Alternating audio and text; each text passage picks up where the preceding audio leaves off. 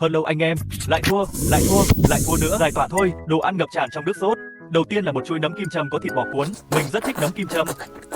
Đặc biệt thịt bò cuốn nấm kim châm cực ngon. Vị ngọt từ thịt bò và nấm kết hợp với nhau thật tuyệt, và chân gà rút xương ngâm sốt cay. Món ăn ưa thích của nhiều cô gái. Chân gà các bạn thích ăn rút xương hay không rút xương? Vậy đấy, nó quá ngon. Vì để xương thì tụi mình có cầm nhấm nháp chút tiểu. Rút xương chỉ chị em phụ nữ thích ăn thôi. Bạn gái nào hỏi người yêu là biết ngay. Các anh em đâu bạn rồi? Nào thấy mặt tôi dạo này gầy đi không? Có đẹp trai hơn trước nhiều không? Ha ha ha hờ.